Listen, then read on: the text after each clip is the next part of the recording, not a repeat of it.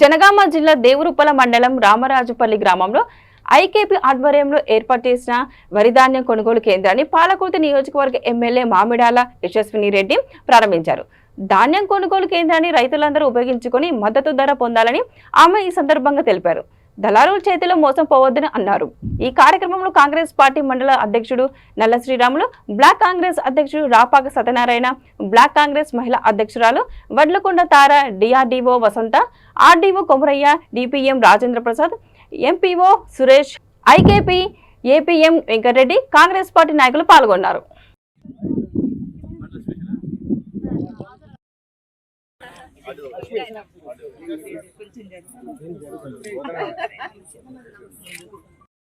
Madam ఇటు చూడండి.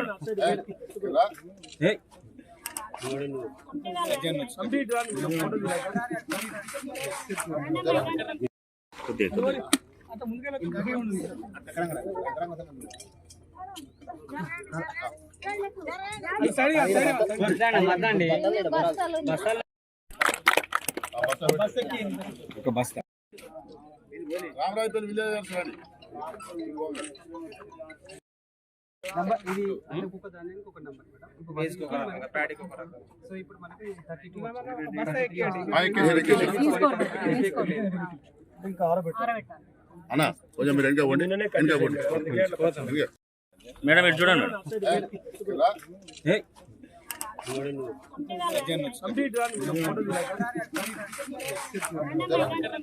కూడా శాంక్షన్ చేస్తాము. మరి తొర్రూరు నుంచి బస్ రూట్ అది కూడా నేను ఇప్పుడు మాట్లాడతాను. వివరించి నేను కూడా మళ్ళీ ఒకసారి చెప్తా. వడ్లు కింటాకి 2300 చొప్పున ఇవ్వడం జరుగుతుంది.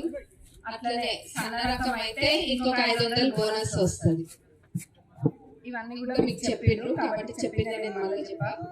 నేను క్లియర్ గా చెప్పేది ఏంటంటే ఇప్పుడు వర్షం ఎప్పుడు పడుతుందో తెలుస్తలేదు కాబట్టి ఎప్పటికప్పుడు కూడా ఇమీడియట్ గా తరలించాలి. ఇక్కడ ఉంచద్దు. మీరు కూడా సహకరించాలి. మీ వడ్లను మీరు ఎండపోసి ఇవ్వాలి. ఎందుకంటే అది మాయిశ్చర్ ఉంటే అది తీసుకోరు కదా. 17 ఉంటేనే తీసుకుంటారు. 17 అయినా దానికన్నా తక్కువ ఉంటేనే తీసుకుంటారు. కాబట్టి మీరందరూ కూడా అంతే జాగ్రత్తగా ఆరబోసుకొని ఎండబెట్టి ఇవ్వాలి. ఎందుకంటే లేకపోతే తర్వాత మనము చేతులు కాళ్ళకి ఆకులు పట్టుకునే బదులు ముందే కొంచెం జాగ్రత్త పడి చేసుకోండి. ఇంకొకటి, ఎక్కడ ఏ రకమైన చీటింగ్ జరిగినా కానీ నేను అస్సలు ఊరుకోను చెప్తున్నా. ఇంతకు ముందు ఏమైందో నాకు తెలియదు. ఎక్కడైనా కనుక చీటింగ్ జరిగితే నేను ఇమీడియట్ గా వాళ్ళని ఎటువంటి రెండో ఆలోచన లేదు. వాళ్ళని ఎక్కడ తీసేయాలో అక్కడ తీసేస్తా. మళ్ళీ తర్వాత తప్పైపోయింది క్షమించండి ఒకటేసారి అనేది ఉండదు. ఒకటేసారి లేదు, అరేసారి లేదు. ఇది మటుకు అందరు జాగ్రత్తగా ఉండి చేసుకోండి.